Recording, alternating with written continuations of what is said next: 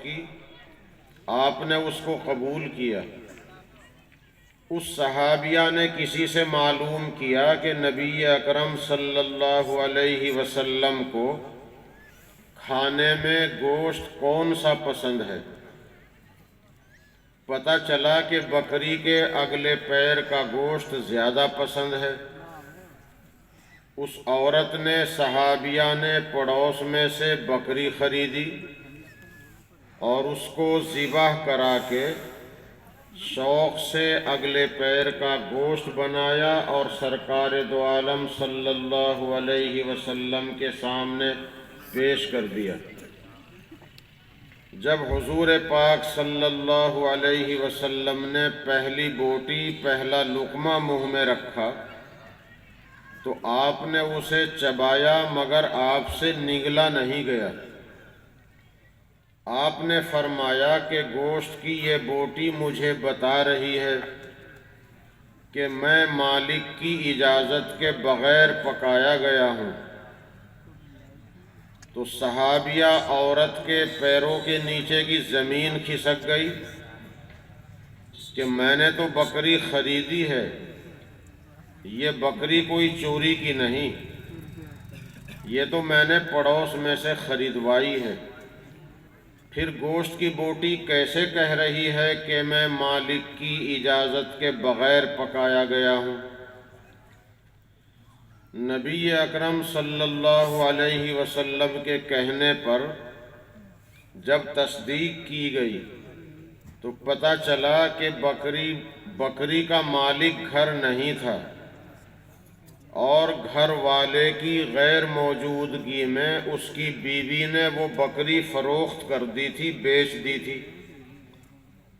لیکن یہ بات بھی صحیح ہے کہ یہ کوئی چھوٹی موٹی چیز نہیں تھی کہ شوہر کی نظروں سے غائب رہے، یہ ایسی چیز تھی کہ شوہر کے آنے کے بعد شوہر کے علم میں آتی اور شوہر معلوم کرتا کہ بکری کہاں گئی۔ اس لیے عورت کا مقصد چوری سے بیچنا نہیں تھا، اسے یقین تھا کہ میرے شوہر کی طرف سے اس بکری کے بیچنے کی اجازت ہے، انہیں معلوم ہوگا تو وہ ناراض نہیں ہوں گے۔ اس کو دلالتاً اجازت کہتے ہیں، یعنی ایک درجے میں شوہر کی اجازت تھی، اسے یقین تھا کہ شوہر ناراض نہیں ہوں گے، اجازت سمجھ کر ہی بیوی نے بکری کو بیچا۔ لیکن حضور پاک صلی اللہ علیہ وسلم کا مقام اور مرتبہ دیکھیے کہ وہ گوشت آپ کے حلق سے نہیں اترا، اور جب آپ کو یہ معلوم ہوا تو آپ نے فرمایا کہ ہمارے یہاں کچھ قیدی ہیں، ان قیدیوں کے لیے بھیج دو، میرے سے یہ گوشت نہیں کھایا جائے گا۔ تو جس پیغمبر کے حلق سے ایسا گوشت نہ اترے، وہ پیغمبر حرام لقمہ کیسے کھا سکتا ہے؟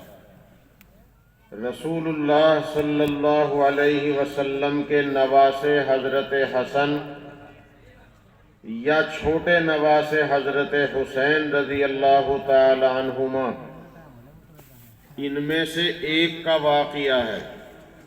یہ حضور کے حجرہ مبارکہ میں تشریف لائے حاضر ہوئے، بچے ہیں، 3-4 سال کی عمر ہے، وہاں صدقے کی کھجوریں رکھی تھی، اور صدقہ حضرت محمد صلی اللہ علیہ وسلم کے لیے حلال نہیں، آپ کی نسل کے لیے بھی صدقہ جائز نہیں۔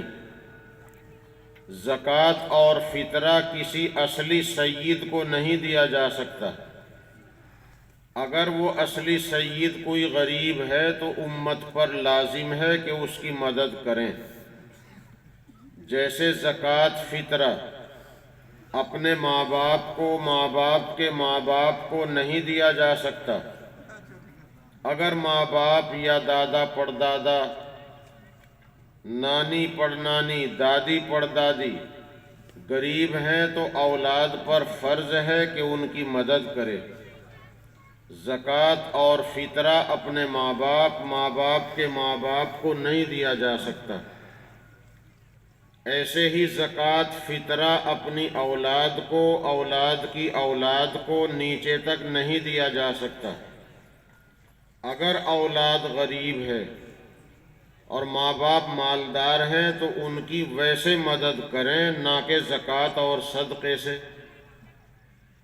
شوہر اپنی بیوی کو زکوٰۃ فطرہ نہیں دے سکتا۔ بیوی غریب ہے تو ویسے خرچ اٹھائے گا، مدد کرے گا، مگر صدقے سے نہیں۔ بیوی اپنے شوہر کو زکوٰۃ فطرہ نہیں دے سکتی۔ شوہر غریب ہے، بیوی مالدار، تو اپنے شوہر کی مدد کرے گی، لیکن زکوٰۃ اور فطرے سے نہیں۔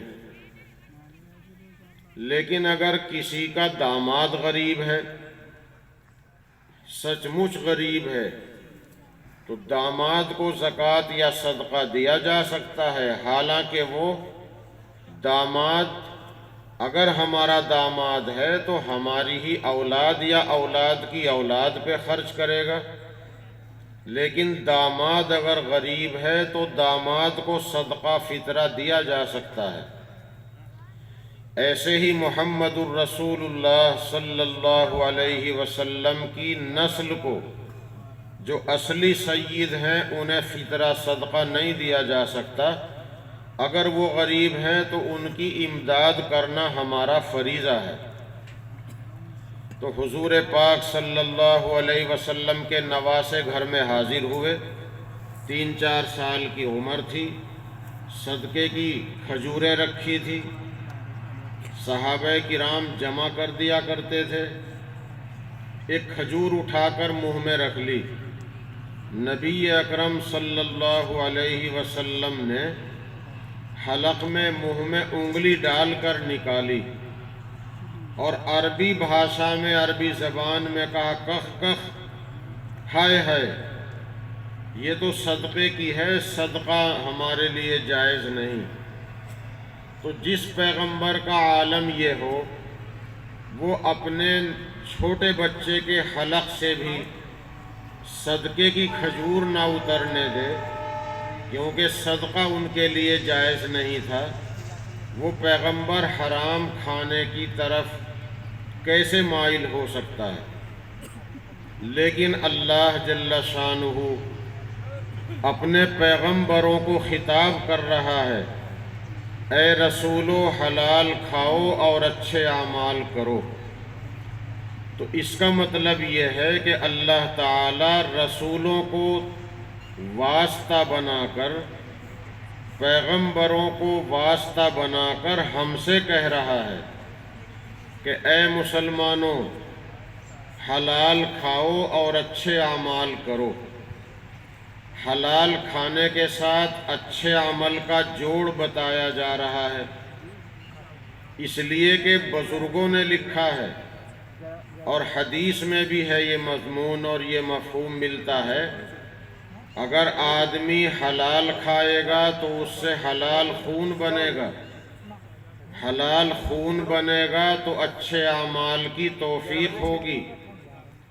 اگر آدمی حرام کھائے گا تو اس سے حرام خون بنے گا، اور حرام خون بنے گا تو اچھے اعمال کی توفیق نہیں، بلکہ برے ہی اعمال کی رغبت ہوگی، برے اعمال کی سوجھے گی، اچھے عمل کی نہ توفیق ہوگی نہ رغبت۔ اور اگر کچھ اچھا عمل کر بھی لے گا تو قبول نہیں ہوگا، جیسا کہ حدیث پاک میں ہے کہ ایک لقمہ حرام کمائی کا اگر پیٹ میں چلا جائے تو 40 دن تک دعا قبول نہیں ہوتی۔ حدیث میں ہے کہ اگر کسی نے 10 درہم کا کپڑا خرید کر پہنا اور 1 درہم بھی حرام کمائی کا ہو، تو جب تک یہ کپڑا بدن پہ رہے گا نماز قبول نہیں ہوگی، فرض ذمے سے اتر جائے گا، قبول نہیں ہوگی۔ تو اول تو حرام کھانے والے کو اچھے اعمال کی توفیق ہوتی نہیں، اور اگر کچھ عمل کرتا بھی ہے تو قبول نہیں ہوتا۔ اس لیے اللہ جل شانہ نے اس آیت میں یہ بات ثابت کی ہے کہ حلال کمائی سے حلال غذا کے ساتھ اچھے اعمال کا جوڑ ہے۔ اللہ نے فرمایا حلال کھاؤ اور اچھے اعمال کرو۔ یہ خطاب نبیوں کے واسطے سے ہم لوگوں سے ہے، اس لیے ہمیں اپنی کمائی پر دھیان دینے کی ضرورت ہے۔ ہم ایسا کوئی بھی طریقہ اختیار نہ کریں کہ جو اللہ کی منشا کے خلاف ہو، مذہب کے خلاف ہو۔ چوری، رہزنی، جوا، سٹہ، سود، دھوکہ دہی، جو طریقہ کسی بھی غلط طریقے سے کمائی کا ہو سکتا ہے، اس طریقے کو چھوڑنا اور اس سے باز رہنا یہ لازم ہے۔